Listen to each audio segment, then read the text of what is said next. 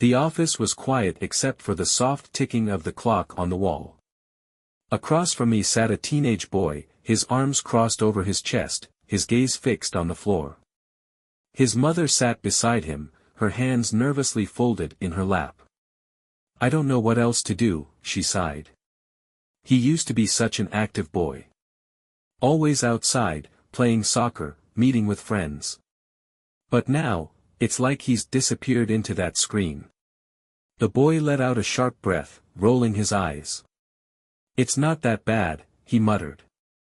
"Everyone's on their phones." I leaned forward slightly, studying him. "Tell me, Jake, when did it start? When did you first notice that your phone was taking up more and more of your time?" He hesitated, shifting uncomfortably. "I don't know. I mean, it was just a way to talk to my friends at first. Texting, sharing memes. Normal stuff." His mother interrupted, her voice thick with worry. "But then it became more than that. He stopped coming to dinner. He locks himself in his room for hours. I can hear him laughing, but when I check on him, he's just staring at that thing, scrolling and scrolling." Jake rubbed the back of his neck, looking out the window. "It's not like I'm doing anything bad. It's just, I don't know, it's fun. Seeing what people are up to, what's trending. It's like if you're not online, you're missing everything." "But what about real life?" I asked gently. "Your school, your sports, your family." He exhaled, shaking his head. "I don't know. I guess I just stopped caring as much. I mean, what's the point? School's boring, sports take so much effort, and half the time, I don't even know what to say to people in real life anymore." His mother's eyes welled up with tears. "That's what scares me. He used to be so full of life. And now, he's slipping away." Jake clenched his jaw. "You don't get it. Online, things make sense. You post something, people react. You feel seen. In real life, no one notices you." I watched him carefully. "But do they really see you, Jake? Or do they just see what you want them to see?" He fell silent, his fingers tightening around the fabric of his hoodie. "How do you feel when you put your phone down?" His lips parted slightly, but he didn't answer right away. The hesitation was enough of a response. His mother reached for his hand, but he pulled away, sinking deeper into his chair. "I don't know," he mumbled. "It's like, empty. Like something's missing." "And do you think that emptiness existed before the phone? Or did the phone create it?" Jake's brows furrowed. He hadn't considered that before. This is where addiction begins, not with a craving for something, but with the avoidance of something else. I gave him a moment to sit with his thoughts before speaking again. "I think you're here today because a part of you knows this isn't making you happy. You're just not sure what else to do, right?" His shoulders tensed. He nodded. "And that's okay," I reassured him. "You're not the only one going through this, Jake. The world is changing fast, and it's easy to get lost in it. But the good news is, you're not lost yet." He finally looked at me, his expression unreadable. There was hesitation, but also something else, a flicker of recognition, of curiosity. "Tell me, Jake, what would your life look like without the screen?" For the first time since he walked in, he looked unsure of his answer. And that was the first step. Jake sat in the chair, his fingers twitching against his jeans. His mother had stopped speaking, watching him closely, but he wouldn't meet her eyes. The question I'd asked still hung in the air. What would his life look like without the screen? He opened his mouth, hesitated, then pressed his lips together. "I don't know," he finally muttered. "I mean, I guess I'd have more time, but, for what?" His mother shifted in her seat. "For the things you used to love, Jake. Soccer, your friends, your family. You had a life before this." "Yeah, and maybe I liked this one better," he snapped. The sharpness in his voice made the room tense. He immediately looked away, his foot tapping restlessly against the floor. I leaned forward slightly, lowering my voice. Do you, though? His tapping stopped. Let's really think about it, I continued. Before you had a smartphone, what did a good day look like? Jake shrugged. I don't know. Just, normal stuff, I guess. Hanging out with Adam. Playing soccer at the park. Messing around with my little brother. It wasn't anything special. But it made you happy. His jaw tightened, but he didn't argue. And now? A pause. Now I have a way to stay connected all the time. I tilted my head. Connected to what? Jake frowned. People. Stuff that's happening. It's like, if I'm not online, I don't exist. His mother sucked in a sharp breath. Jake, that's not true. He laughed under his breath, shaking his head. Maybe not to you. But to everyone else? Yeah, it is. You don't post, you don't matter. That's just how it works. I watched him carefully. Do you really believe that? That your worth depends on whether people see you online? His fingers curled into fists. It's not about worth. It's just, how things are now. If you don't post, people forget about you. Do you forget about Adam when he doesn't post? He blinked, caught off guard. No, but... Do you forget about your mom? Your brother? He let out a frustrated breath. That's different. Is it? The question sat between us. He looked down, tracing patterns on his jeans with his thumb. His mother wiped her eyes, silent now. You're not wrong about one thing, Jake, I continued. Social media can make us feel important. It can make us feel noticed. But what happens when the likes stop coming? When people scroll past instead of commenting? What happens then? He swallowed hard. You chase it harder, don't you? A better picture, a funnier post, something, anything, to keep people watching. But the second you stop playing the game, you disappear. That's not connection, Jake. That's a treadmill. His breath came out unsteady. For the first time, I saw something crack in his expression. I let him sit with that thought for a moment before speaking again. Tell me the truth. When was the last time you felt really, genuinely happy? Jake didn't answer right away. He looked over at his mother, then at the floor. His voice was barely above a whisper when he spoke. I don't remember. His mother covered her mouth, stifling a quiet sob. I leaned back slightly, giving him space. Then maybe it's time we figure that out. For the first time, he didn't argue. Jake sat on the edge of his bed, phone in hand, thumb hovering over the screen. He had already checked every app twice, but nothing felt interesting.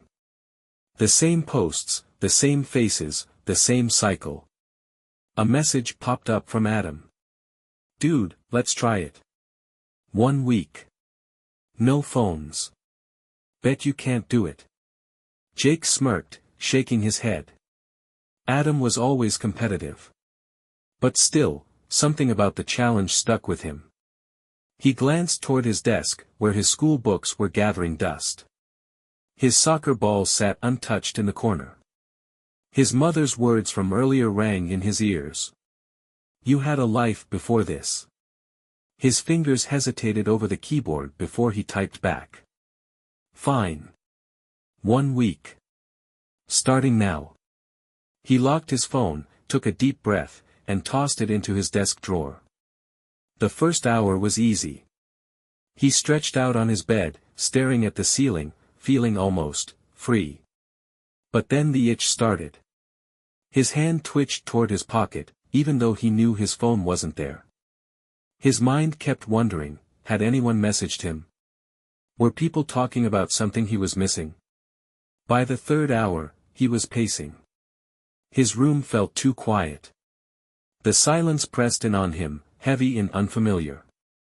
When dinner rolled around, his mother gave him a surprised look as he sat down at the table.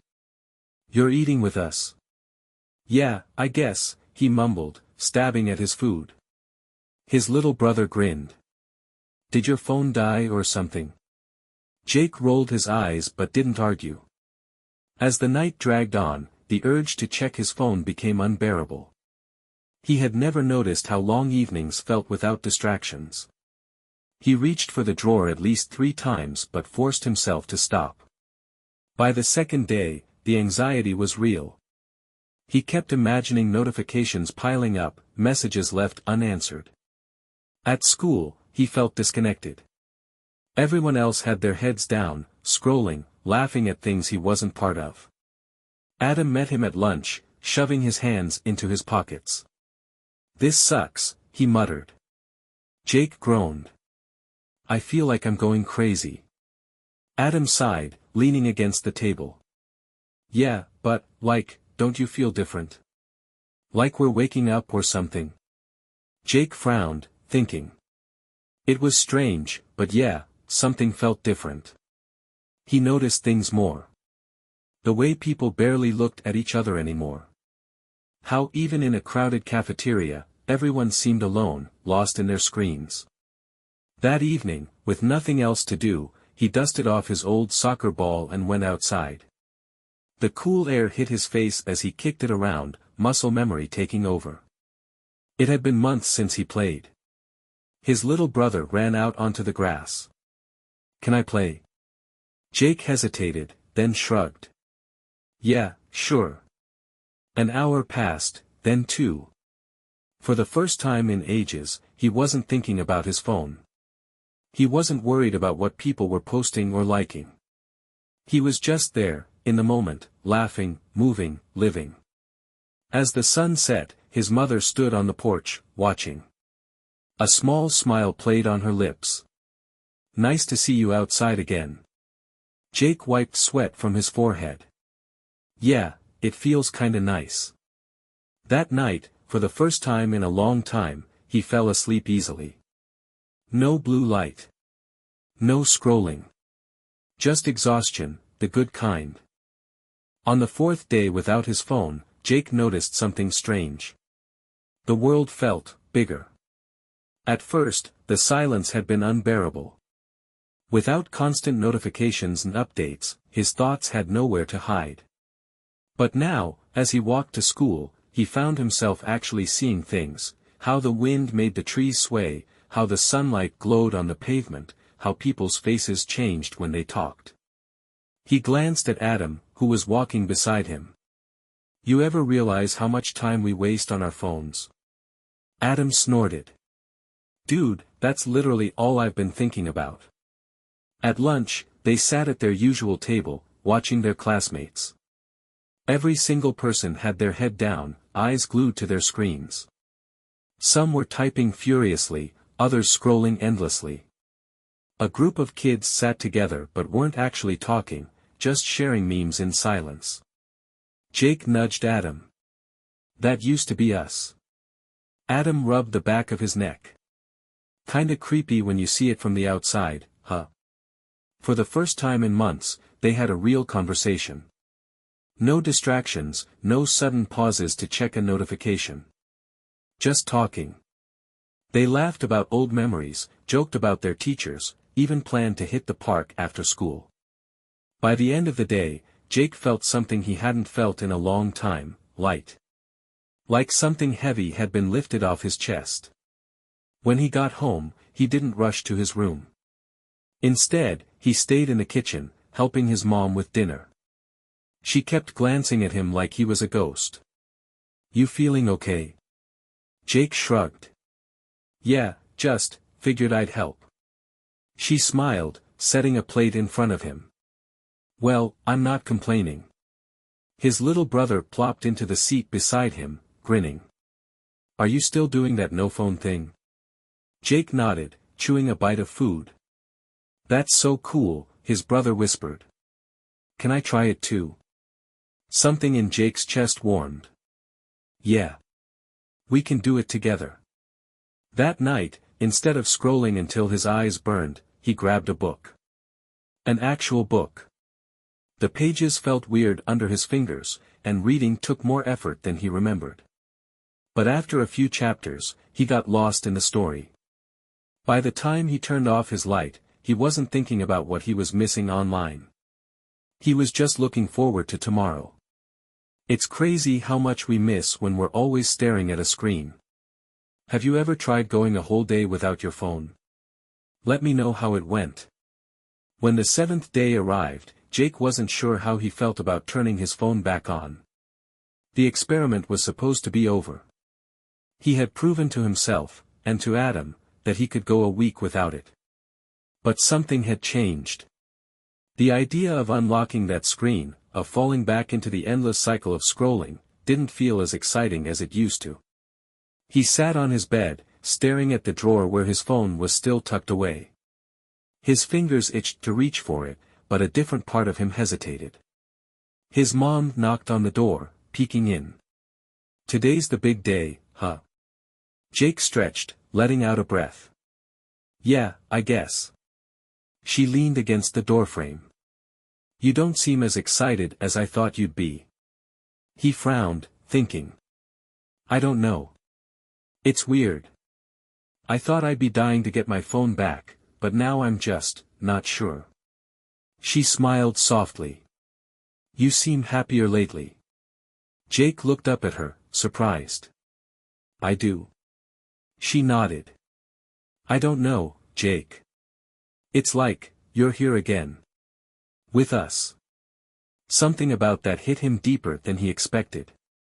After breakfast, he finally opened the drawer and pulled out his phone. He turned it on, watching as the screen lit up, notifications flooding in, messages, missed calls, updates from apps he hadn't thought about in a week. His heart kicked up. For a second, the old rush returned. Adam texted almost immediately. "You back?" Jake hesitated before typing. "Yeah.